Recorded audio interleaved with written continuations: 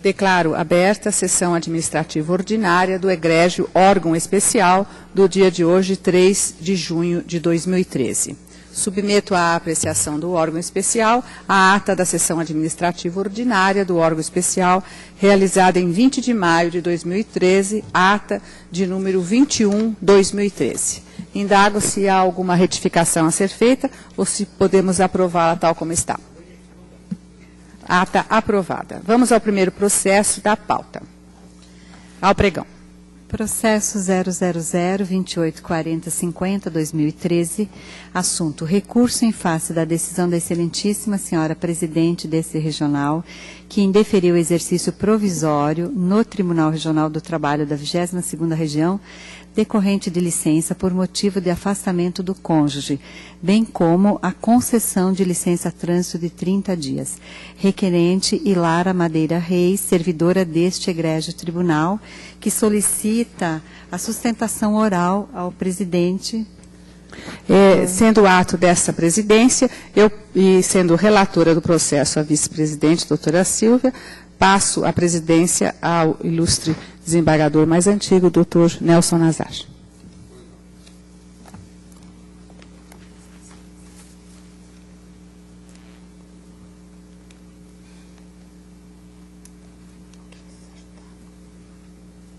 Há um pedido de sustentação oral, pelo que eu disse e pelo que eu ouvi, e eu entendo que, em se tratando de uma pessoa que é advogada formada e sendo a sessão administrativa, defiro a sustentação.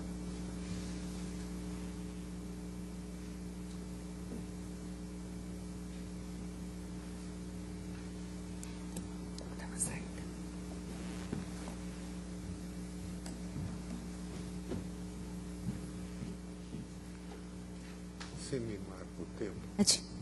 Excelentíssimo senhor... Dispensa o relatório. Com a palavra. Obrigada. Boa tarde, excelentíssimos senhores desembargadores do TRT da 2ª Região. O meu nome é Ilara, eu sou interessada no processo em questão e gostaria de fazer algumas observações sobre os pareceres da assessoria jurídica e do controle interno deste TRT. Primeiramente, eu quero esclarecer que o requisito da provisoriedade, um dos motivos para o indeferimento do pleito, simplesmente não está previsto no parágrafo 2º do artigo 84 da Lei 8.112. A norma exige expressamente apenas 2 requisitos para que seja concedido o exercício provisório, quais sejam que o cônjuge da servidora seja servidor público e que haja na localidade cargo compatível com o ocupado, não mencionando qualquer limitação quanto ao fato do cargo do cônjuge ser efetivo, ser provisório ou qualquer outra coisa. O nome do instituto é exercício provisório, é isso que eu pleiteio. Eu não estou pedindo licença sem vencimentos, ou eu não estou pedindo licença remunerada, nem remoção. O que eu quero é um exercício provisório.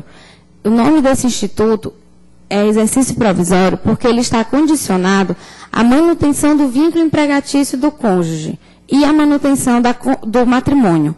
Ou seja, em caso de exoneração do cônjuge, não aprovação em estágio probatório, divórcio ou falecimento, rompe-se o motivo desta servidora e encontrar-se em exercício provisório em outro TRT, e ela volta a exercer suas funções no TRT da 2ª Região, seu órgão de origem.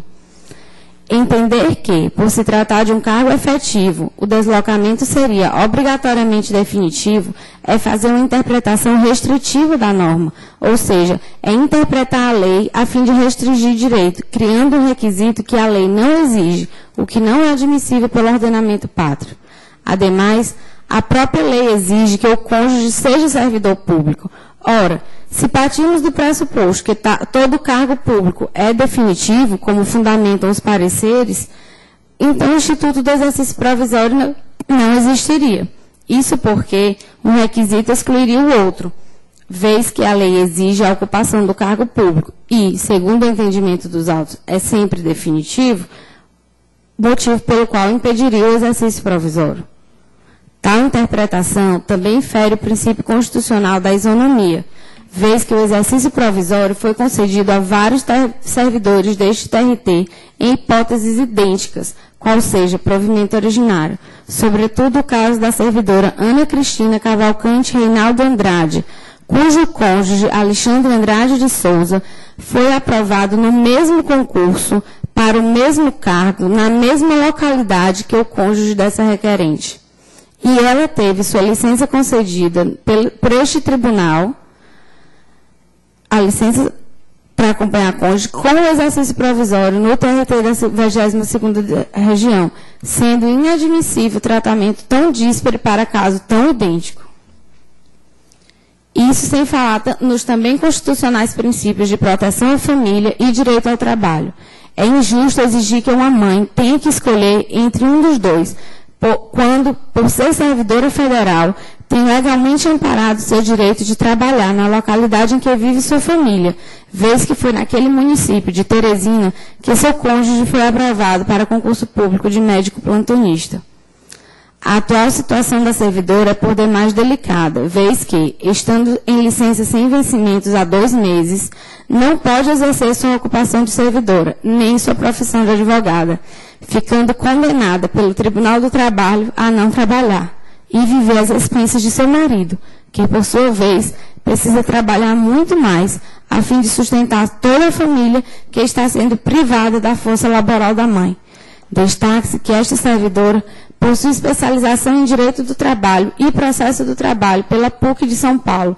É servidora estável deste tribunal e aqui possui residência fixa desde 2007, bem antes da sua nomeação no concurso.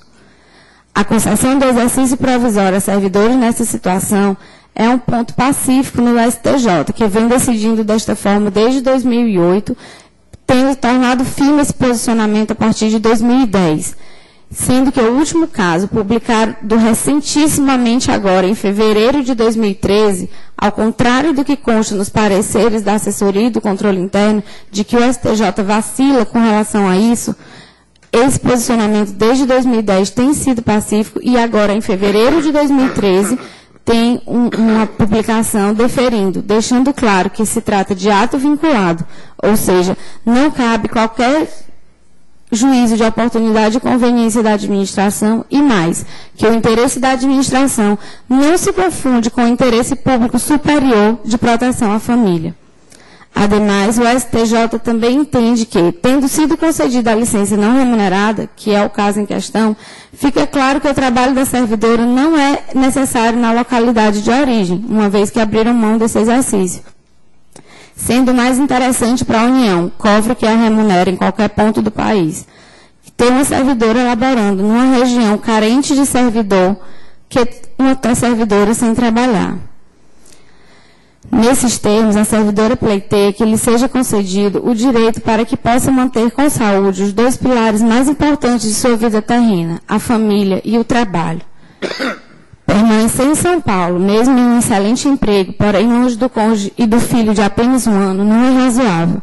Assim como manter o filho consigo, longe do pai, também não é lógico. Bem como acompanhar o cônjuge e ser privada de seu trabalho e seus vencimentos, será por demais sofrido e prejudicial para a saúde e sustento da servidora e sua família.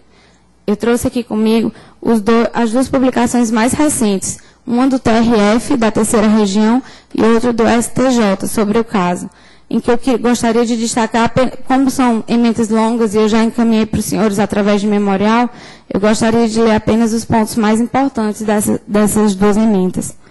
Administrativo, processual civil, agravo regimental no recurso especial, servidor público federal, exercício provisório em localidade diversa de sua lotação, artigo 84, caput e parágrafo 2º da Lei 8.112, requisitos, preenchimento, recurso especial provido, procedência do pedido, agravo não provido. Se a norma não distingue a forma de deslocamento do cônjuge do servidor a ensejar a licença, se há pedido ou se por interesse da administração, não cabe ao intérprete fazê-lo, sendo de rigor a aplicação da máxima inclusio unius alterius exclusio, precedente normativo RESP 1.195.954, Distrito Federal, ministro Carlos Meira. Também é irrelevante perseguir perquirir qual o eventual impacto da ausência do servidor ocasionaria no seu órgão de origem, tendo em vista que não bastasse se tratar de critério não elencado no artigo 84, parágrafo 2º da 8.112, a própria administração deferiu em parte o pedido administrativo por ela formulado, concedendo-lhe licença não remunerada. Esse é o julgamento do STJ de 19 de fevereiro de 2013. O julgamento do TRF de novembro de 2012. Doutora, a senhora tem 1 minuto para concluir. Tá. O TRF entende que não há menção no comando normativo se o deslocamento do servidor deve ocorrer por vontade própria ou no interesse da administração. Tampouco o texto denota restrição acerca da forma como o cônjuge foi deslocado, permitindo-se inferir, portanto, que a investidura em cargo público também seja, em tese, a licença, procedente jurisprudencial. Tendo em vista a Lei 8.112 tratar-se de norma infraconstitucional, deve ser interpretada em conjunto com as disposições constitucionais que estabelecem a família como base da sociedade, tem especial proteção do Estado, assinalando outro sim, ser dever da família, da sociedade e do Estado, assegurar à criança, ao adolescente, com absoluta prioridade, o direito à convivência familiar. Assim, parece plausível que se encontre em situação peculiar, visando a manutenção da família, tenha tratamento diferenciado em compatibilidade com os interesses prestigiados pela Constituição Federal. O que esta requerente pede hoje a vocês é que seja respeitada a lei, a interpretação do STJ e o princípio da isonomia, e lhe seja concedido o exercício provisório no TRT da 22ª Região, na comarca de Teresina. Muito obrigada. Pois não. Vota inicialmente o doutor Sérgio Winick. Desculpe. Com a palavra a doutora relatora.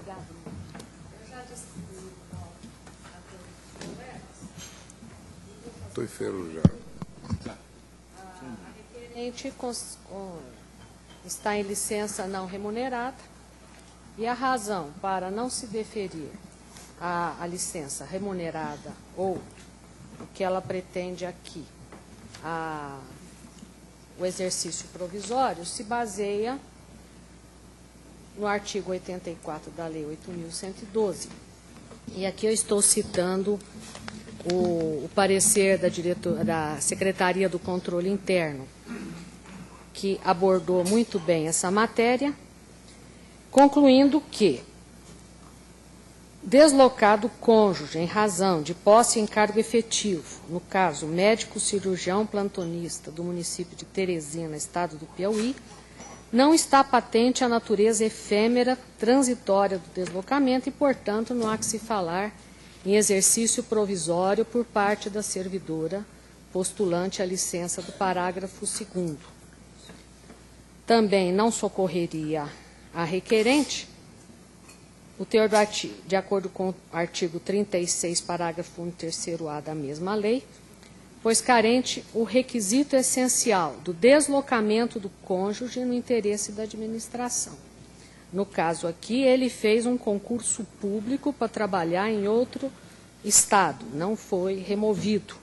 Portanto, não há o requisito do deslocamento previsto no artigo 84.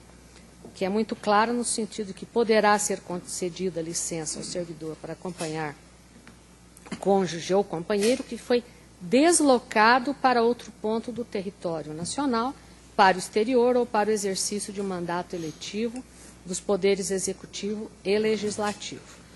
Não há também que se falar em ferimento ao artigo 226 da Carta Magna, uma vez que ela conseguiu que fosse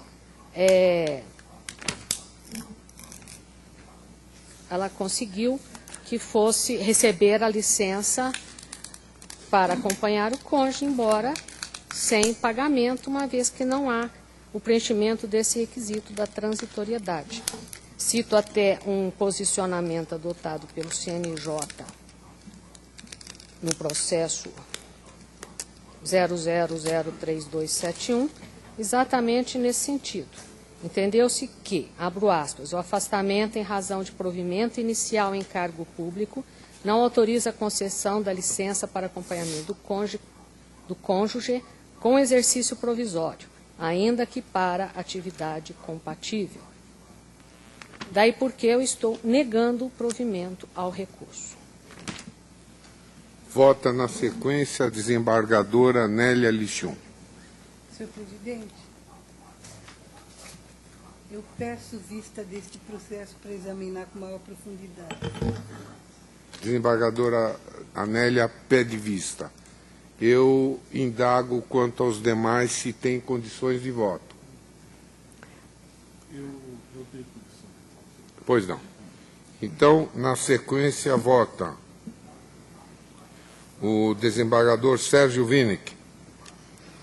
Senhor presidente, eu ouso divergir da proposta da ilustre relatora de origem por alguns motivos que vou aqui tentar em breve alinhavar. Em primeiro lugar, a reivindicação tem específico amparo na previsão legal. A pretensão encontra-se lastreada em previsão legal que se aplica em toda a plenitude, em todas as alternativas do caso presente. Então, amparo legal existe. Em segundo lugar, tema dessa estirpe já foi pacificado nas instâncias superiores. Disso nós temos pleno conhecimento. Inclusive, aqui neste foro, já apreciamos reivindicações dessa natureza e houvemos por bem ampará-las. Então, há precedente jurisprudencial nas cortes superiores e especificamente nessa casa quanto a temas de igual natureza.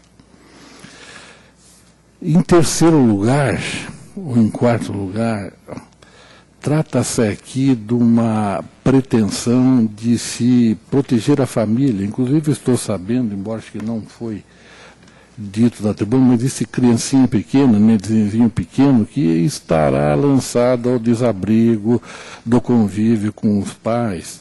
E isso não é bom. E como pai e como magistrado, eu acho que caberia a nós zelarmos pela integridade da família. E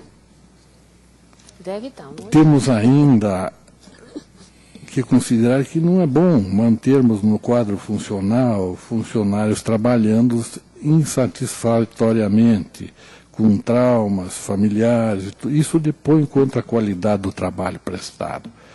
No caso específico, a reivindicante, como sabemos, ela foi funcionária no gabinete do eminente magistrado Paulo Augusto Câmara, que integrava a quarta turma desta casa, que atualmente tem a honra de presidir. E então ela é conhecida da quarta turma e sempre prestou serviço da melhor qualidade naquele gabinete e em prol dos jurisdicionados de uma maneira geral. Então, por esses fundamentos, senhor presidente, respeitando a eloquente manifestação do voto condutor, eu ouso divergir e dar provimento ao recurso, deferindo a reivindicação na forma em que foi proposta. É o meu voto, senhor presidente. Pois não. Desembargador Luiz Carlos Godoy. Senhor presidente, também com a vênia, relatora, eu acompanho o entendimento do desembargador Sérgio Winick, porque efetivamente não há discriminação expressa no dispositivo, não há discriminação expressa no dispositivo que autoriza o atendimento do pedido, no sentido de que seja indispensável que o cônjuge ou companheiro já integre os quadros do serviço público. E, como bem pontuou o eminente desembargador Sérgio Winick, essa questão já foi decidida não apenas do ponto de vista administrativo, mas do ponto de vista judicial, em organismo que tem competência para tal. E esse organismo, que é o Superior Tribunal de Justiça, já afirmou isso, inclusive num brilhante voto da eminente ministra Laurita Vaz, em que claramente Sua Excelência afirma que o exercício provisório deve ser concedido se o servidor puder exercer atividade compatível com a que ocupava no órgão de origem, se o cônjuge ou companheiro também seja servidor. Dizendo mais, que ainda que o companheiro ou cônjuge não seja servidor, ou sendo, a transferência tenha se dado em função de ter logrado aprovação em concurso público. Então, por essas razões, vestida como uma luva a hipótese, as disposições legais e a interpretação da STJ, eu ouso divergir acompanhando o desembargador Sérgio Vinicius. Pois não. Vota na sequência o desembargador Fernando Sampaio.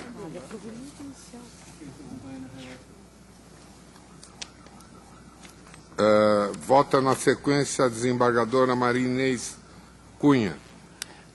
Senhor presidente, a despeito das judiciosas considerações, eu entendo que no âmbito administrativo está absolutamente correto o voto da senhora relatora, considerando inclusive a decisão ou a questão na forma como foi abordada pelo CNJ.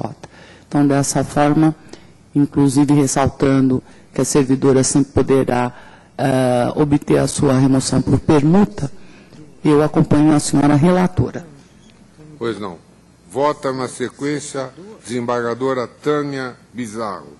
Acompanho a relatora. Desembargadora Mariângela Muraro. Pois não, senhor presidente, eu defiro, estou divergindo, eu defiro o pedido de exercício provisório com base no artigo 84 da Lei 8.112/90, por entender que os dois requisitos exigidos para o deferimento dessa pretensão foram observados. O primeiro, que o cônjuge é servidor público, e o segundo, que existe cargo compatível, no caso na região pleiteada. E não se denota do texto qualquer restrição a respeito da forma como o cônjuge foi deslocado, concluindo-se, portanto, que a investidura em cargo público enseja licença, bem como exercício provisório das funções da requerente em outro regional. Então, por isso, eu defiro, senhor presidente. Desembargador Rafael Pugliese. Senhor presidente, como com muita boa propriedade a doutora desembargadora Maria Inês nos lembrou, muito oportuna lembrança de que estamos dentro de um ato de administradores, né? Ato de administração, juízo de administração, onde, evidentemente, as nossas balizas e as nossas possibilidades de transitar no universo das interpretações é rigorosamente traçado e vinculado pelo direito administrativo.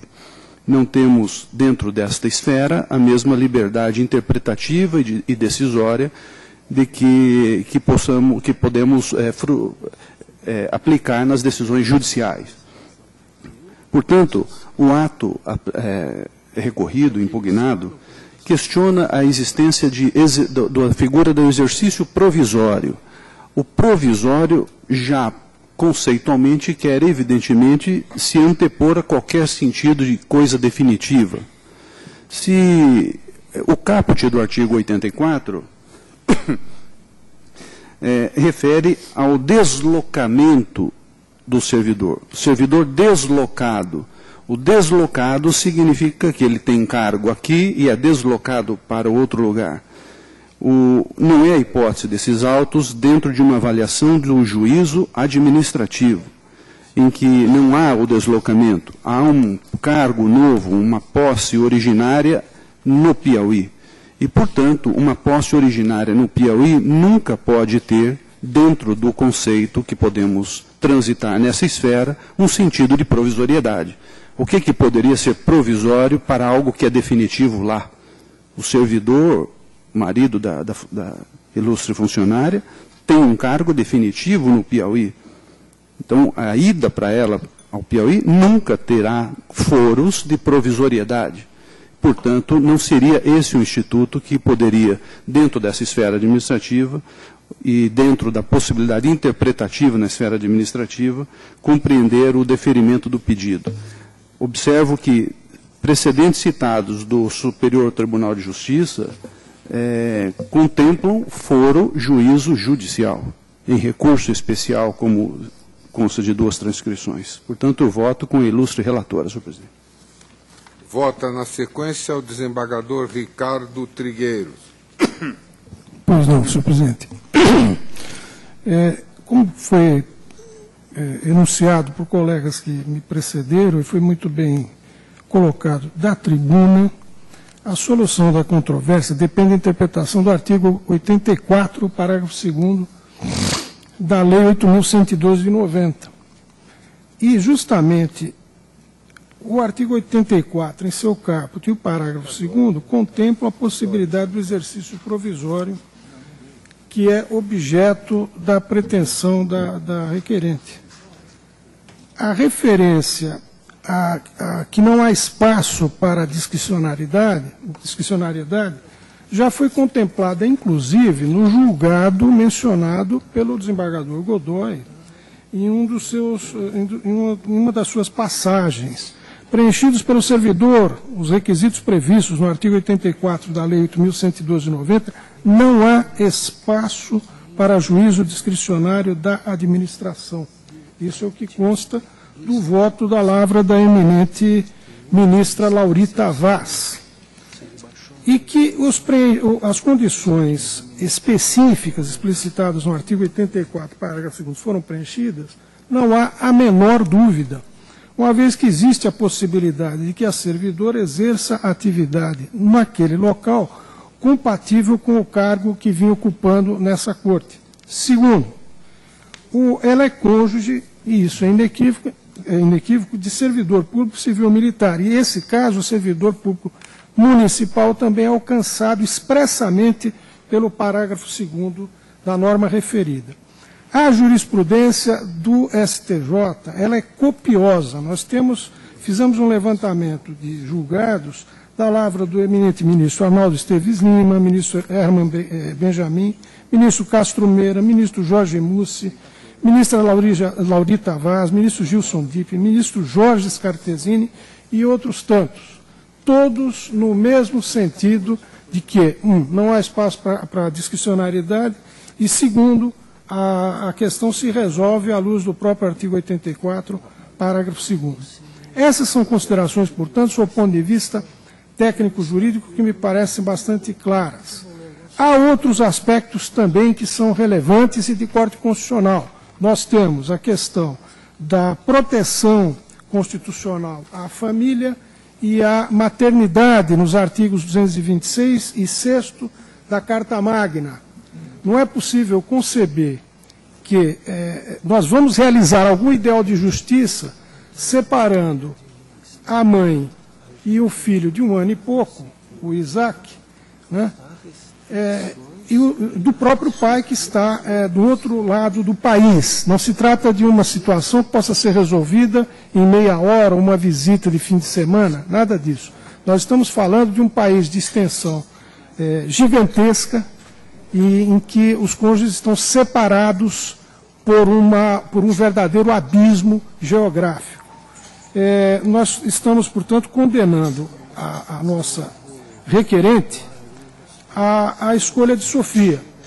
Ou ela escolhe ir para o Nordeste sem dinheiro para depender do cônjuge e cuidar do seu filho, ou ela se separa do marido e fica aqui cuidando e se desmembra a família.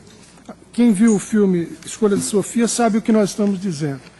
A administração, ela não pode se sacramentar sem considerar aspectos humanos e relevantes como estes que estamos pontificando. Lembrou bem o doutor Sérgio Winick, com a sensibilidade que lhe é peculiar, que esta servidora esteve trabalhando no gabinete do nosso querido Paulo Câmara durante muito tempo e, a seguir, continuou esse trabalho com o doutor Paulo Jacutes, fazendo um trabalho da maior relevância. Se vai dizer, bom, nós vamos... uma pessoa que fez PUC, que fez o seu doutorado, nós vamos perder uma mão de obra qualificada. Não é essa a questão, isso não é um problema que se resolve à luz de um aspecto paroquial. Nós estamos falando de uma justiça que é federal e essa moça vai ser colocada num tribunal, na outra extremidade do país, levando uma experiência que é saudável na construção de uma interpretação consequente do direito do trabalho. Da mesma maneira que as políticas públicas estão sendo implementadas hoje, para criar incentivos para que médicos, como o marido dela, vão trabalhar em outros rincões do país, porque ninguém quer assumir o Nordeste ou o Norte para exercer a sua profissão, isso é um fato, é uma realidade. Tanto é verdade que nos precedentes apontados da tribuna, nós sabemos, e esse é um caso claro aqui, de o mesmo concurso, a mesma situação apareceu em que o rapaz fez o concurso para médico, vai trabalhar no norte do país, e a servidora daqui desse tribunal foi liberada para acompanhá-lo com as mesmas condições. Ah, nós mudamos o entendimento. Mas nós mudamos o entendimento para melhor ou para pior? Nós admitimos a exceção ou não? Levamos em conta as questões humanas ou não levamos? Ainda hoje nós levamos em conta questões humanas aqui, nessa corte. E há algo de mais humano do que a liberação, sob licença provisória, de uma servidora, que já deu seu contributo aqui, não é? Algo mais humano do que liberá-la para que faça esse acompanhamento necessário à sua família, e não se destrua essa família, eu acho que nada poderia ser considerado de maneira mais humana que isso. Ou nós queremos que a servidora fique aqui com o coração no norte, os seus pensamentos no norte, e deixe de apresentar um trabalho qualificado, como eu vim apresentando até agora. Quer dizer, em pouco tempo nós teremos uma servidora desajustada, com problemas emocionais, e certamente estaremos decidindo questões que envolverão o quê? O seu afastamento, a possibilidade de afastamento por doença, etc, etc. Então, por todas essas questões e, sobretudo, por aquilo que foi levantado da tribuna, que coletou o fio da meada dessa questão, ou seja, a interpretação do artigo 84 da Lei 8.112 de 90, senhor presidente, é que eu me pronuncio pelo deferimento da medida, até para que não se consagre a discriminação, com situação que é absolutamente igual. Mão na luva é a mesma situação que nós tivemos com a servidora Ana Cristina. Então, por todas essas razões, eu divirjo da proposta aqui, né? E deferiria esse exercício, né, provisório do cargo, como foi pleiteado. Desembargador Ariano. Senhor presidente, me preze toda a preocupação que causam esse dilema que toda a sessão volta. São muitos os problemas. Mas eu vejo que esse caso aqui não cabe no artigo 84 da lei. O artigo 84 diz que poderá ser concedida licença ao cônjuge para acompanhar o companheiro que foi deslocado. Por isso que é provisório. Que ele foi deslocado e um dia volta. Esse aqui não foi deslocado, ele prestou concurso e tomou posse no Piauí. Ele deveria ter prestado concurso em São Paulo. Tem vaga aqui, toda hora tem concurso público em São Paulo. Eu já tive um outro caso aqui que me deixou muito preocupado. Realmente acho que isso que cria situações graves, mas o tribunal não pode também submeter a sua administração ao atendimento dos interesses individuais de uma quantidade enorme de funcionários. Se fosse um ou outro que aparecesse de vez em quando, mas toda a sessão deste órgão, nós temos aqui 3 ou 4 casos desse. E parece que São Paulo está muito mal vista, porque todo mundo quer ir embora, ninguém quer vir para cá. Deveria ser o contrário, eles pedirem para vir para cá, mas não todo mundo quer ir embora. E o tribunal se ressente de necessidades gravíssimas. A meu ver, o juiz substituto necessita urgentemente de ter um assessor próprio, um assistente próprio, para parar de ficar doente, de atrasar sentença e ser processado aqui nesse tribunal pela corregedoria, porque atrasa sentenças. E o tribunal não consegue dar esse auxiliar, que é uma questão humana de extrema importância, a meu ver. Enquanto o tribunal não conseguir satisfazer necessidades básicas e está exigindo, além das suas forças, dos seus juízes substitutos, eu não creio que a gente possa dispor de mais funcionários. E eu ainda aproveito a oportunidade para fazer um apelo. Eu penso que todos aqueles casos de funcionários cedidos deveriam ser revistos e o tribunal deve chamá-los todos de volta. Nós temos que trazê-los todos para São Paulo para preencher a nossa necessidade. E a leitura que faço do artigo 84 da Lei 8.112 não cabe de forma alguma no caso dos autos. Por isso eu acompanho a relatora. Desembargador Ricardo Ludwig. Eu acompanho o voto relator.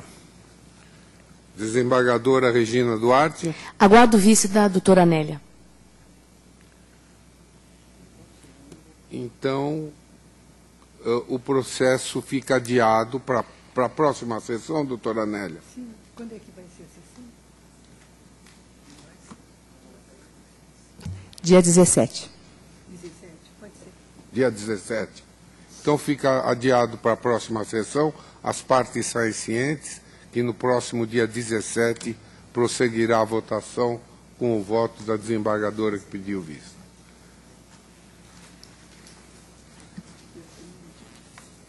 Devolvo a presidência a Vossa Excelência. Eu devolvo a presidência a Vossa Excelência, porque no próximo eu também estou impedida. Então tá bom. Processo número 2 da pauta, 0003790-59-2013. Assunto: recurso em face da decisão da excelentíssima presidente deste regional, que indeferiu o exercício provisório no Tribunal Regional do Trabalho da 14ª Região, decorrente de licença para acompanhar cônjuge. Requerente: Lauriene Teles de Oliveira, servidora deste egrégio tribunal. Me parece que esse caso é idêntico ao anterior. Exato. Doutora Anélia fica com vista? Então, mesma votação, doutora Anélia Lichum permanece com vista, fica adiado para o próximo dia 17. Próximo processo. Devolvo a presidência a Vossa Excelência. Muito obrigada. Próximo Peço processo. a palavra, senhora presidente. Poderia constar que eu também aguardo vista, porque senão vai ficar... Ficou igual. Não ficou exatamente igual de Obrigada. forma. Obrigada. Processo número 3 da pauta, processo 000486196-2013. Assunto: consulta do excelentíssimo senhor desembargador, vice-presidente no exercício da presidência do Tribunal Regional do Trabalho da 9ª Região, sobre a possibilidade da cessão àquele tribunal da servidora Crislane Mica Hara, para a continuidade do exercício da função comissionada de secretário de audiência de juiz auxiliar. Interessado: Altino Pedroso dos Santos, desembargador vice-presidente no exercício da presidência do Tribunal Regional do Trabalho da 9ª Região. Com a palavra a doutora Silvia, desembargadora vice-presidente. Já passei o voto a todos os colegas. Aqui é aquela questão de sessão, onde o artigo 193, parágrafo 6 do regimento, determina que haja equivalência. No caso em tela, nós temos do Tribunal da 2ª Região 28 servidores exercendo suas atribuições junto ao Tribunal da 9ª e somente 18 daquele órgão em exercício nesse tribunal, daí porque entendo pelo não acolhimento do presente pedido. Alguma divergência nesse caso? Decisão unânime pelo não acolhimento. Próximo. Processo número 4 da pauta, 000215628-2013. Assunto: recurso em pedido de providências. Requerente: Paulo César Azarias de Carvalho, ABSP número 305475. O requerido é o Juízo Federal da 4ª Vara do Trabalho de Guarulhos. O relator é o desembargador Rafael Edson Pugliese e o revisor, desembargador Nelson Nazar. Com a palavra o relator, doutor Rafael. Senhora presidente, é o número 4 da pauta, desembargador Nazar. Sim, eu pedi vista em mesa, não é esse, é o número 4. Esse é o número 4. 4 da pauta. Paulo César. Isso.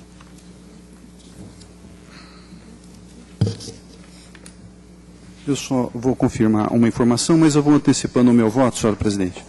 Esse processo resulta de um pedido de providência. O advogado esteve no fórum em 2 datas para despachar uma petição e se queixa que não tinha juiz no fórum, né? Sobretudo nesta vara, na 4ª vara. Então, segue-se todos os diálogos com diretora de secretaria, etc. O juiz prestou informações. E as informações revelam que, de fato, o advogado não encontrou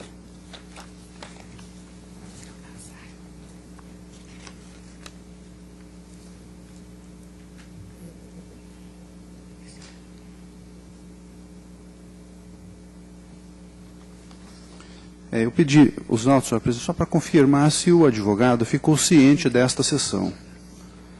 E não... Dia 3... Sim, ficou ciente, está certo. Então, num determinado dia, era uma segunda-feira, calhou de o advogado chegar justamente na hora do almoço. Tinha 2 pautas, umas de manhã e uma tarde, ele foi no meio das 2, não tinha nenhum juiz. O que fez a audiência de manhã já tinha saído, o que ia fazer à tarde não tinha chegado. E numa sexta-feira, de fato, não tinha pauta, nenhum magistrado compareceu, e em relação a essa sexta-feira, sim, permitiria a discussão. O magistrado deveria estar no fórum ou não. Então, eu justifico na decisão que, embora a Loman determine e imponha o comparecimento do magistrado pontualmente para o início e término do expediente forense, as decisões do CNJ flexibilizam essa imposição, dando reconhecimento de que o magistrado está sempre envolvido com tarefas muito complexas, com larga demanda, e que a própria realidade da vida vem justificando que possa ele trabalhar também algum dia em casa, num sistema de prontidão, de sobreaviso, a qualquer momento correr para uma emergência. Então, sem tentar, em absoluto, me esquivar do assunto difícil de ser enfrentado, para justificar que um juiz não estava presente no fórum numa sexta-feira, que é uma realidade, aliás, bastante difundida, sem tentar, portanto, me esquivar disso, estou justificando a decisão com precedentes do CNJ e que impõe a conclusão de negativa de provimento ao recurso impetrado. Pois não. Com a palavra, o ilustre revisor, desembargador Nazar. Eu estou vendo se eu acho esse processo. Pois não, claro.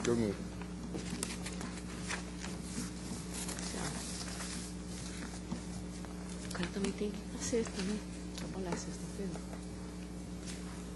O problema é que essa ideia de não trabalhar sexta-feira ficou difundida, né?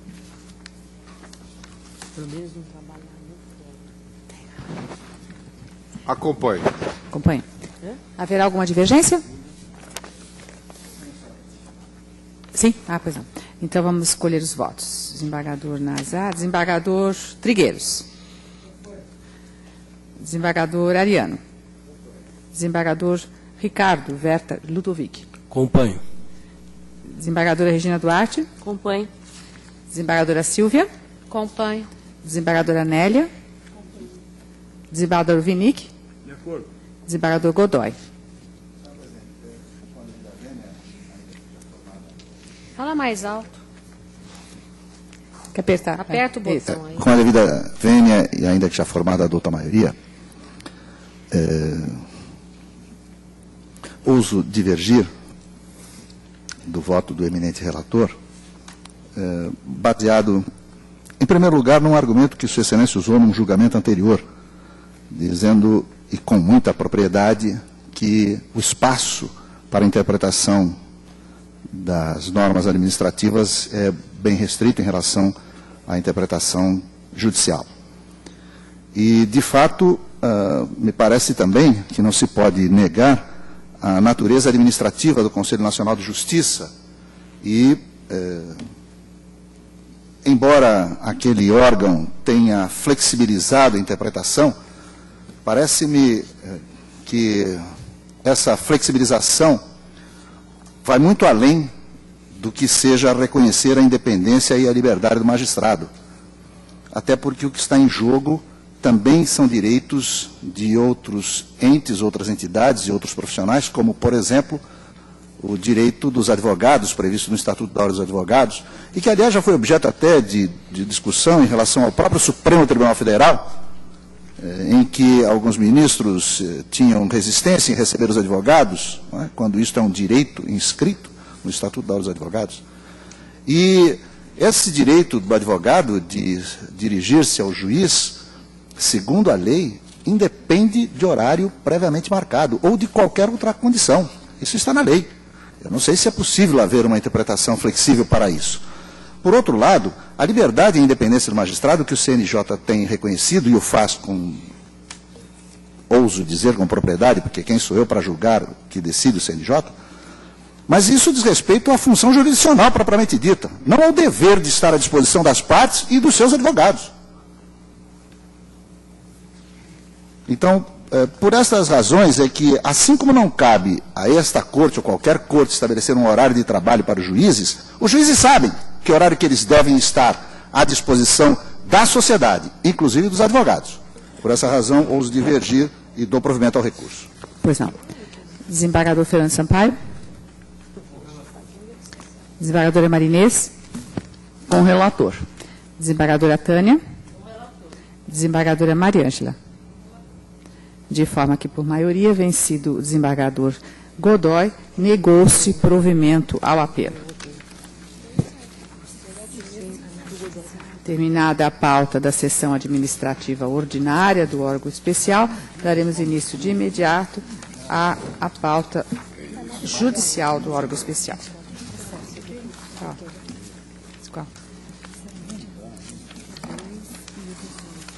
Senhora Presidente? Pois não. Gostaria de pedir retirada do número 7 da pauta do órgão especial judicial. Retirado o número 7, também está sendo retirado o número 2 e o número 18, todos por solicitação dos ilustres relatores. Ao processo, processo de número 7, aliás, de número 2, de número 7 e de número 18.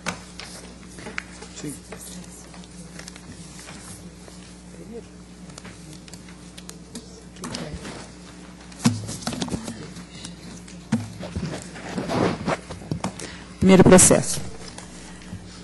Processo 000242262 de 2013, o mandado de segurança. Relator, excelentíssimo desembargador Rafael Edson Pugliese Ribeiro, e revisor, excelentíssimo desembargador Ricardo Arthur Costa e Trigueiros. Impetrado ato omissivo da excelentíssima senhora desembargadora, presidente do Egrégio Tribunal Regional do Trabalho da Segunda Região, doutora Maria Doralice Novaes. O impetrante é Davi Codel.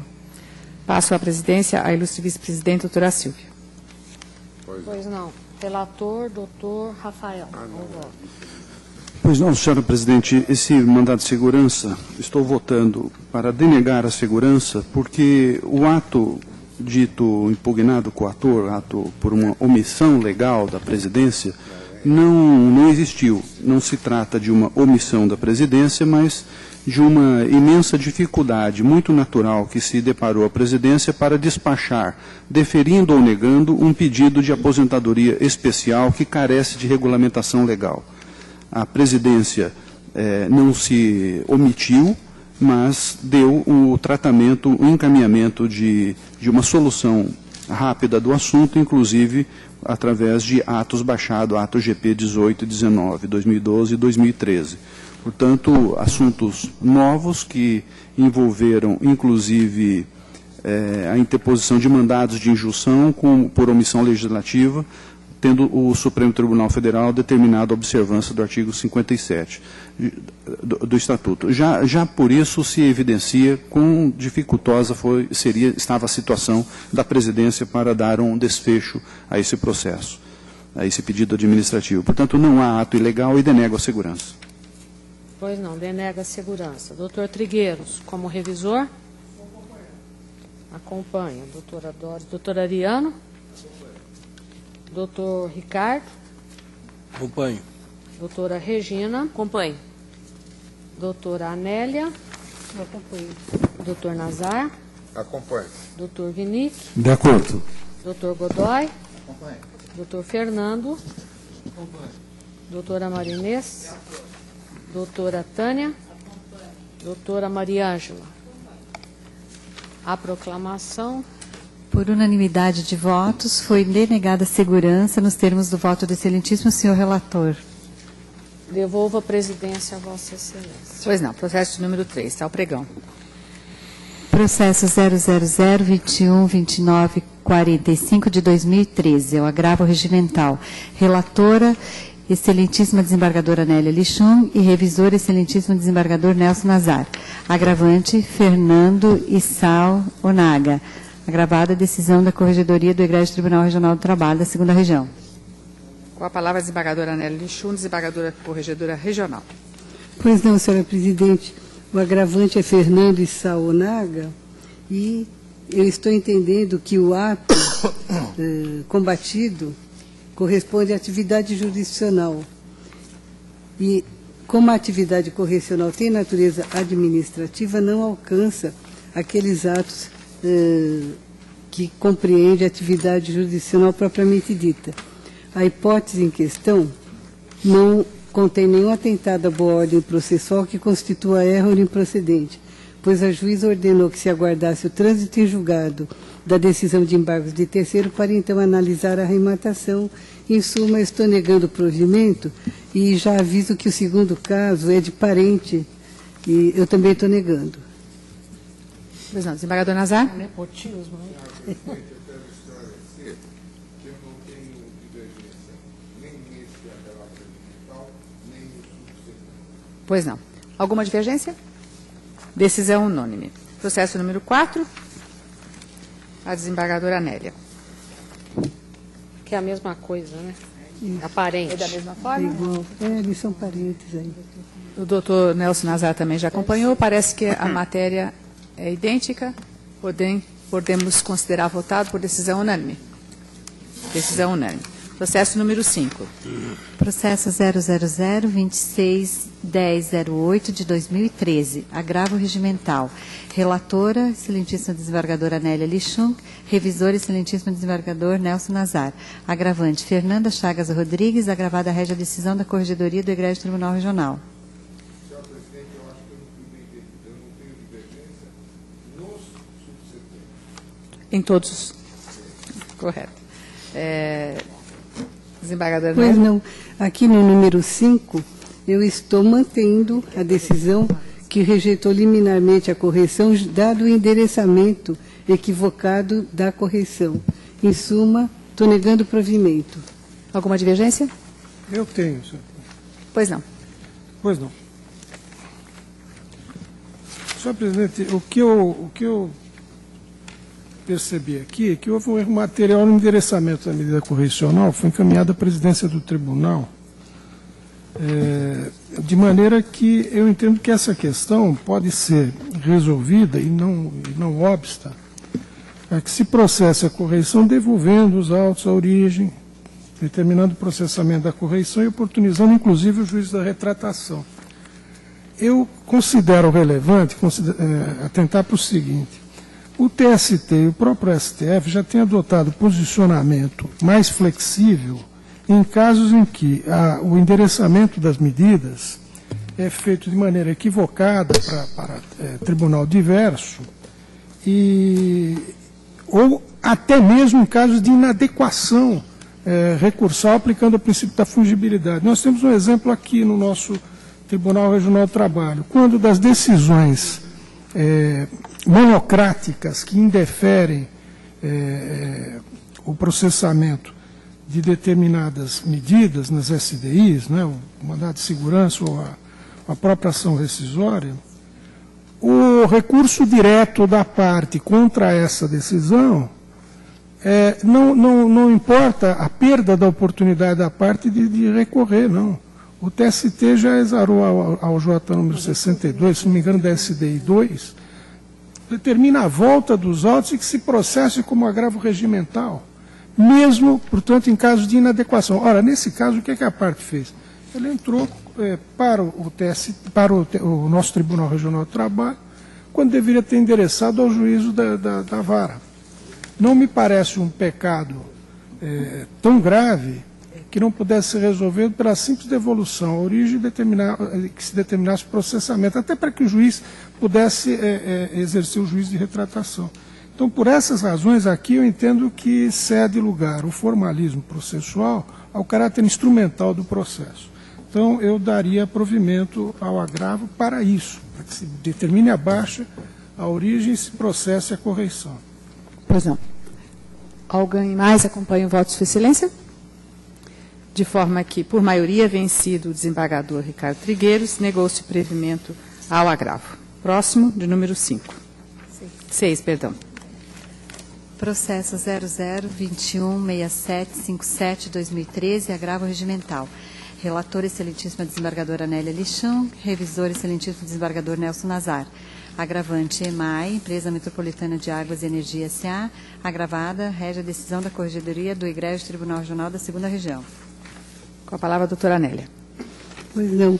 Aqui também estou negando provimento ao agravo regimental, uma vez que se trata a decisão combatida de atividade jurisdicional propriamente dita.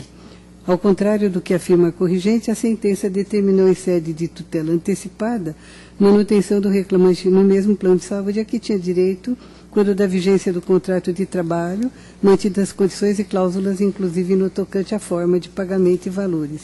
Em suma, não estamos aqui diante de um atentado à fórmula do processo, a atividade é jurisdicional e já foi combatida por recurso. Veja-se que não se vislumbra erro improcedente, eu estou negando. Alguma divergência? Decisão unânime. Processo de número 8. Processo 000-109195 de 2013, agravo regimental. Relator, excelentíssima desembargadora Nélia Lichon. Revisor, excelentíssimo desembargador Nelson Nazar. Agravante, Rosana Siqueira Hessel.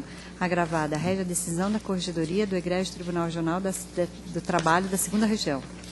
Com a palavra a desembargadora Nélia. Pois não. Aqui também neste processo se discute a matéria de natureza jurisdicional realmente. Extrai-se que a corrigente queria a declaração de suspeição da juíza corrigente. Porém, isso não foi reconhecido. Os demais atos impugnados foram praticados pelo juízo na audiência também. Em suma, é atividade jurisdicional propriamente dita. E a correição tem por objetivo corrigir vício de forma do ato processual que constitua atentado à boa ordem processual insuscetível de ser reparado por meios jurídicos cabíveis, que não é o caso dos autos. E nós temos que as informações do juízo bem esclarecem a questão e esclarecem ainda a questão da permanência de um segurança na sala de audiências, pelo fato de que pessoas estranhas não poderiam adentrar à sala de audiências, pois todos os processos do advogado Vladimir de Oliveira Durais, a seu pedido, tramitavam em segredo de justiça. Em suma, eu não vejo fatos relatados que se caracterizem como erro improcedente e nego provimento. Alguma divergência? Decisão unânime. Eu só gostaria de fazer uma observação. Me parece um pouco estranho que o argumento da juíza, com todo o respeito, dizer que pessoas estranhas não poderiam adentrar a sala de audiência e põe um segurança dentro para ouvir matéria objeto de segredo de justiça. Eu posso até concordar no mérito, mas esse argumento me parece um argumento um tanto equivocado, não é? Mas feita essa ressalva apenas... Você está fazendo ressalva quanto aos fundamentos? Me parece que há ressalva. Ressalva quanto aos fundamentos. Eu faço uma ressalva em relação a isso. Na conclusão, Vossa Excelência acompanha. Ou é segredo de justiça ou não é. Mas eu acompanho na conclusão. Pois não. Processo de número 9. Processo 000-259284 de 2013, agravo regimental. Relator, excelentíssima desembargadora Nélia Lichon. Revisor, excelentíssimo desembargador Nelson Nazar. Agravante, Leida Maria de Castro. Agravada, rege a decisão da Corregedoria do Egrégio Tribunal Regional do Trabalho da 2ª Região. Com a palavra, a desembargadora Nélia. Pois não, senhora presidente, a ementa deixa bem claro que a decisão que não conheceu da correição se deu por motivo de irregularidade da representação da corrigente. Eu estou reafirmando a decisão agravada. Impõe-se a manutenção da decisão agravada que não conheceu da correição parcial, subscrita por advogado destituído pela corrigente no curso da ação trabalhista originária, na qual não houve juntada de novo instrumento formal de procuração. Em suma, agravo regimental ao qual nego provimento. Alguma divergência? Decisão... apenas constatando que está havendo um certo abuso na interposição de agravo regimental. É verdade. Desnecessariamente. Né? Desnecessariamente, com certeza. De forma que a Aqui ele decisão se é lembrou unânime. de trazer a procuração só no agravo. Perdão? Processo de número 10. Processo 000-281197 de 2013, agravo regimental. Relator, excelentíssima desembargadora Nélia Lichun. Revisor, excelentíssimo desembargador Nelson Nazar. Agravante, Líder Telecom Comércios e Serviços de Telecomunicações S.A. Agravada, rege a decisão da Corregedoria do Egrégio Tribunal Regional do Trabalho da 2ª Região. Com a palavra, a desembargadora Nélia. Pois não, senhora presidente, no caso, a agravante não se conforma com a aplicação de uma multa por litigância de má-fé, um ato jurisdicional atacável através do recurso próprio no momento oportuno. Em suma, como o ato é jurisdicional e não comporta a utilização da correição parcial, eu estou negando. Alguma divergência? Decisão unânime, negócio provimento. Processo 11. 000-3062-18 de 2013, agravo regimental, relatora, excelentíssima desembargadora Nélia Lichun, revisor, excelentíssimo desembargador Nelson Nazar. Agravante, Sindicato dos Trabalhadores em Hotéis, a parte hotéis, motéis, flats, restaurantes, bares, lanchonetes e similares de São Paulo e região. Agravada, rege a decisão da Corregedoria do Egrégio Tribunal Regional do Trabalho da 2ª Região. Desembargadora Nélia. Pois não, senhora presidente, aqui os excelentíssimos doutores Moisés Bernardo da Silva e Rafaela Soares Fernandes, titular e substituta, indeferiram adiamento de audiência de instrução para que a testemunha da corrigente fosse ouvida. Esse ato também é jurisdicional, não se cuida em correção de discutir a legalidade ou não da atividade jurisdicional. Eu também estou negando o provimento ao agravo regimental. Alguma divergência? Decisão unânime. Processo número 12. 000-51558115 de 2012. Agravo regimental. Relator, excelentíssima desembargadora Nélia Lichun. Revisor, excelentíssimo desembargador Sérgio Vinick. Agravante, Abaco, Academia Brasileira de Arte e Ciência Oriental. Agravada, rege a decisão da Corregedoria do Egrégio Tribunal Regional do Trabalho da 2ª Região. Com a palavra, a doutora Nélia. Pois não, senhora presidente, eu distribuí o voto integral, que é relativamente longo, mas que contém toda a questão e verifica-se, na verdade, que aqui não há prática de ato que comprometa o procedimento, subvertendo a ordem natural e sequência ordenada dos atos. Pois, na verdade, o que se constata é que o requerente busca anular atos na tentativa de protelar a execução do processo. Eu estou negando o provimento. Desembargador Sérgio Vinick. Senhor presidente, eu não ouso divergir de Sua Excelência e, por orientação de Vossa Excelência, no processo subsequente, em quem tem a honra de revisar a doutora Nélia, também não diverjo. Pois não. Alguma divergência? Decisão unânime, negou-se o provimento. Próximo. Processo 000-129105 de 2013, agravo regimental. Relatora, excelentíssima desembargadora Nélia Lichun, e revisor, excelentíssimo desembargador Sérgio Vinick. Agravante, Rosemarie Lopes. Agravada, rege a decisão da Corregedoria do Egrégio Tribunal Regional do Trabalho da 2ª Região. Doutora Nélia. É o processo número 13, não é? Correto, 13. Isso, eu estou conhecendo do agravo e entendo que o que pretende agravante é o acolhimento da correição contra ato da juíza da 57ª de São Paulo, consistente em ausência de despacho de admissibilidade quanto ao agravo de petição apresentado às folhas 1464 a 1470 da ação originária. Aqui eu coloco o inteiro teor da informação da excelentíssima doutora Luciana Bezerra de Oliveira, que esclarece a questão. E também, quanto ao recurso invocado, constou expressamente na decisão de embargo de declaração o absoluto esclarecimento da matéria.